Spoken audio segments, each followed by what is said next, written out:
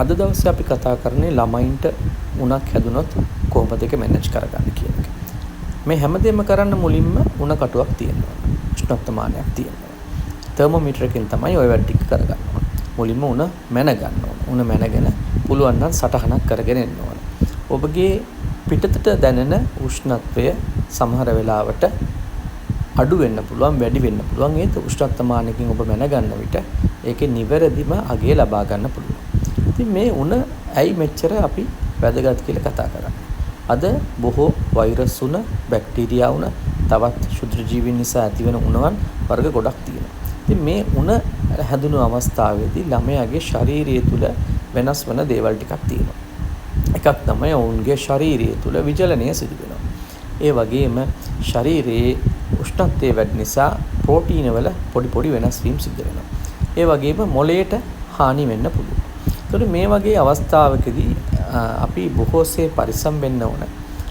උණ හැදුන ගමන්ම කොහොමද අපි ඒක මැනේජ් කරන්න කියලා. ගොඩක් දුරට ලංකාවේ නම් පැනඩෝල් වගේ සිරප් වර්ගයක් පාවිච්චි කරනවා උණ බස්සන්නට. ඒකේ වරදක් නැහැ. ඒ කෙසේ වෙතත් ඔබ උණ පැමිණි විගස සිදු කළ යුතු දෙයක් තමයි ඔවුන්ගේ ශරීර විජලනය වළක්වන එක. ඒකට ප්‍රධාන දේ ඕගොල්ලෝ දන්නවා ලංකාවේ ප්‍රධානයෙන්ම පාවිච්චි කරන දෙයක් තමයි ජීවනී. ජීවනීයකේ තියෙන්නේ ලුණු වර්ග සහ ග්ලූකෝස්. එතකොට ඒකේ අවශ්‍ය මාත්‍රාවට ඒක ලබා දෙන්න ඕන. ඒක අපිට හිතන විදිහට ලබා දෙන්න බෑ. ඒකේ තියෙන මාත්‍රාවට ඒක ලබා දීම සිදු කරන්න ඕන. ඒකට ඒ වගේම තමයි ලංකාවේ ගොඩක් කට්ටිය අමතක කරපු දෙයක් තමයි ලුණු කැඳ. ලුණු කැඳ නිසාත් ගොඩක් දුරට ළමයාගේ ශාරීරියේ සිසිලස සහ විජලනය වීම අඩු කරන්න පුළුවන්. සිසිලස වැඩි කරන්න පුළුවන්, විජලනය අඩු කරන්න පුළුවන්. ඒ වගේම තමයි මේ ලුණු කැඳ හදනකොට පාරම්පරික හාල් වර්ගයක්, මඩතවාලු, කළු හීනටි, රද්දල්, සුවඳල්, බටපොළල් වගේ හාල් වර්ගයකින් දෙන්න පුළුවන් නම් ගොඩාක් වටිනවා.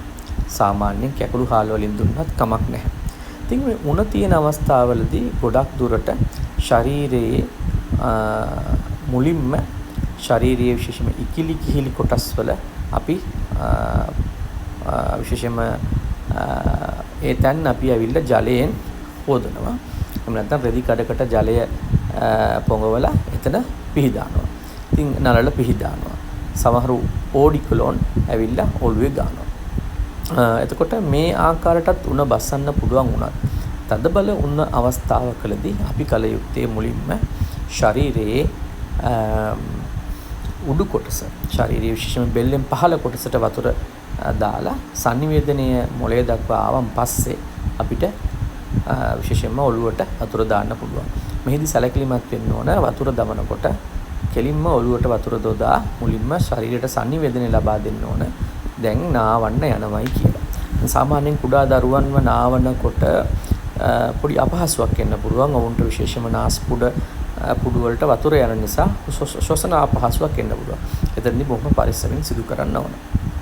ඒ වගේම ඔබට පුළුවන් මේ වගේ අවස්ථාවලදී ළමයිට දෙන්නට විශේෂම සුප් එකක් දෙන්න පුළුවන්.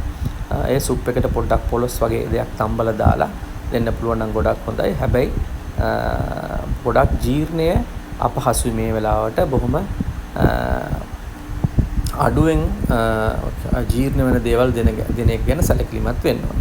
ඊට අමතරව ඔයගලන්ට පුළුවන් තව දෙයක් කරන්නට ළමයාගේ විශේෂ මුත්‍රා පරීක්ෂාවක් කරන්න ඕන. යන මුත්‍රා මැන ගන්න ඕන දෙන වතුර ප්‍රමාණයත් එක්ක.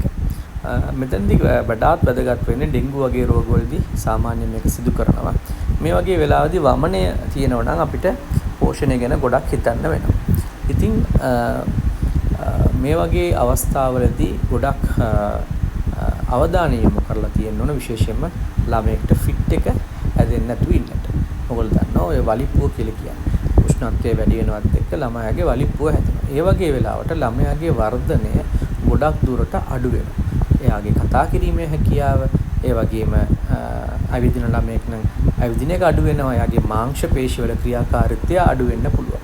ඒත් අපි ගොඩාක් දුරට ගෙවල් වලදී වයසක ආච්චිලගෙන් එන මේ දුක්මැසිවිල්ලක් තමයි මේ වගේ වෙලාවට මේ සෙම් රෝගී තත්ත්වවලදී නාවන්නේ ඇයි කියලා. ඒ වගේ අවස්ථාවලදී අපි ළමයාගේ අනාගතය ගැන හිතලා එයාට ෆිට් එක හැදෙන එක තමයි වළක්වන්න එක අපි උත්සාහ කරනවා. සෙම් රෝග ගැන හිතන්නේ නැහැ. පසුව ප්‍රතිකාර කරනවා ඒ සඳහා. ඉතින් මම ඉල්ලා සිටිනවා ඔබටත් මේ වගේ අවස්ථාවන් පැන නැගිලා ඇති. පෙර සූදානම ගොඩක් වැදගත් වෙනවා. උෂ්ණත්ව මානයක් ඔබ ළඟ තබා ගන්න එක. ළමයට උණ අවස්ථාවලදී බෙහෙත් ලබා දෙන්නට පුළුවන් ආකාරයට සිරින්ජ් ආකාරයට බෙහෙත් ලබා දෙන උපකරණ තිබෙනවා. ඒව ළඟ තියාගන්න එක. ඒ වගේම ඕඩිකොලොන් වගේ ටිකක් ළඟ තියාගන්න එක. පාරම්පරික හාල් වර්ගයක් කිලෝ එකක් ළඟ තියාගන්න එක. ඒ වගේම ඔබට පුළුවන්